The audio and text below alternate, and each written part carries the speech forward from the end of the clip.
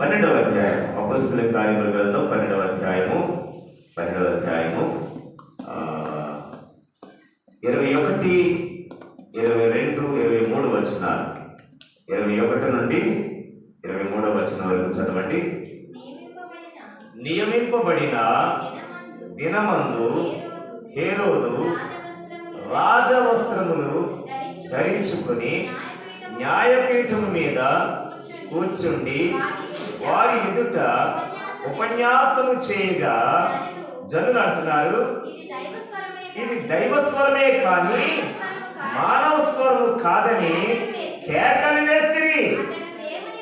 అతడు దేవుని మహిమపరచనందున వెంటనే ప్రభువు దూత అతన్ని మొత్తెను కనుక పురుగులు పడి ప్రాణము విడిచెను. అండర్లైన్ చేసుకోండి బైబిల్లో మాట. చాలా స్పష్టంగా బైబిల్ చెప్తుంది దేవుని బిడ్డలారా.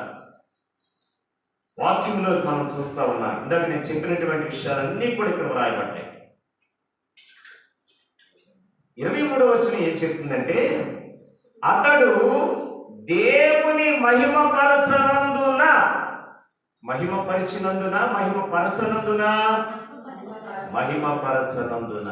ఒకే ఒక్క అక్షరం తేడా. చాకి చీకి పెద్ద తేడా ఏం లేదు. తలకట్టు ఇలా ఉంటుంది, గుణాకారం ఇలా ఉంటారు. చాకి తలకట్టిస్తే చా కదా, తాకి ఏమంటారు ఈకారం, చాకి ఈకారం ఇస్తే చీ. గమనించండి, మనం అనుకుంటాం మన జీవితాల్లో కొంచెం తేడా మనిషి పడిపోవడానికి, కొంచెం తేడా మనిషి పాడైపోవడానికి, కొంచెం తేడా వీళ్ళరా పతనమైపోవడానికి, ప్రాణం కూడా పోగొట్టుకోవడానికి. ఏమి లాభం చెప్పండి?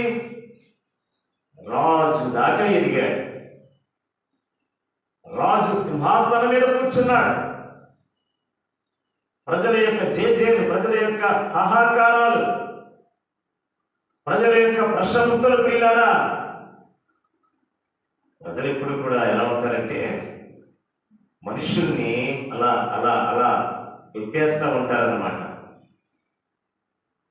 చాలా పొగుడుతూ ఉంటారు. ఏం చేస్తారు చెప్పండి? చాలా పొగుడుతూ ఉంటారు.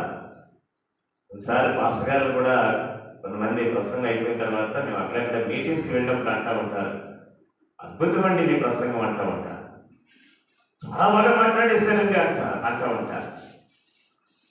అప్పుడు మాస్టర్ గారు ఏమన్నారంటే, అలాగా అంటే నేను చాలా బాగా మాట్లాడాను అన్నమాట, నా ప్రసంగం అద్భుతం అన్నమాట అని విరవేయకూడదు, గర్వించకూడదు, అతిశయపడకూడదు.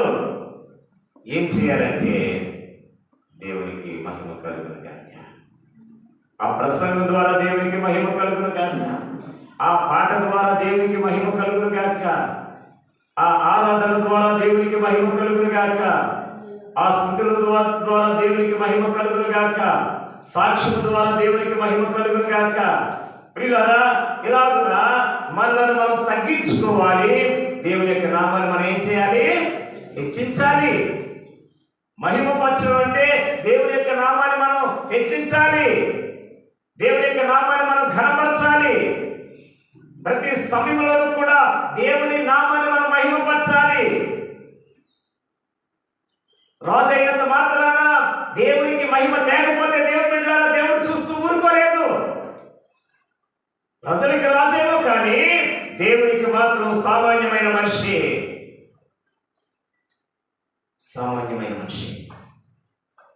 అందుకే ఎప్పుడు కూడా ప్రజల యొక్క మన్ననలు, ప్రజల యొక్క చప్పట్లు, ప్రజల యొక్క జేజేలు, ప్రజలు పొగడేటువంటి పొగడ్తలు ఎప్పుడు కూడా ప్రియులారా రాజే కాదు దైవజనుడు కూడా స్వీకరించకూడదు.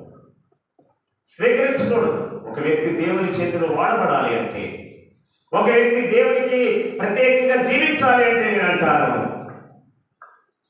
మనుషులను చూస్తే ప్రియులారా మనం భక్తి చేయలేము. మనుషులను చూస్తే మనం భక్తి చేయలేము. దేవుని మహిమపరచాలంటే దేవుని మహిమపరచాలి. ప్రభువా, రాత్రంతా కాచి కాపాడావు కదా నాయనా, ఈ అరుణోదయం నాకు దయచేస్తావు, చక్కని వెలుగు చూసే భాగ్యం ఇచ్చావు, ఈ సూర్యోదయము ఈ ఎండను చూసే భాగ్యం ఇచ్చావు. నీకు కృతజ్ఞతాస్తుతులు ప్రభు అని దేవుని మనం మహిమపరచాలి, దేవుని కనపరచాలి. ఈ ఉదయకాలము ఈ టీ తాగే కృపనిచ్చానైనా దేవుని మహిమపరచాలి, భోజనం తినే కృపించానైనా దేవుని మహిమపరచాలి.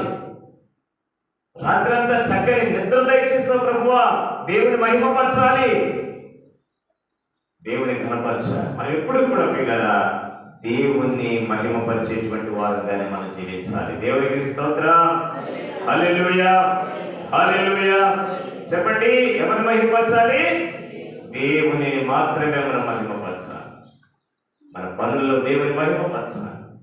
చాలా వినపడతాయి, పక్కనే చాలా మాటలు వినపడతా ఉంటాయి. పైకి వెళ్ళినప్పుడు రకరకాల మనుషులు ఉంటారు కదా, చాలా చాలా భక్తి చేస్తున్నావు ఏంటంటారు కొంతమంది, చాలా భక్తి పరురాలు అయిపోయేటి ఈ మధ్య అంటారు కొంతమంది. ఎక్కడ ఎక్కడ మా ఇంటి వైపు చూడడం లేదేంటి అంటారు కొంతమంది. దేవుని బిడ్డలారా, లేకపోతే మీ దేవుడు అంతటా ఇంతటా అంటారు కొంతమంది. మనం రెచ్చగొడతారు కొంతమంది, కావాలని మనం విసిగిస్తారు కొంతమంది, కావాలని పిల్లల ఆకాశాన్ని ఎత్తిస్తారు కొంతమంది.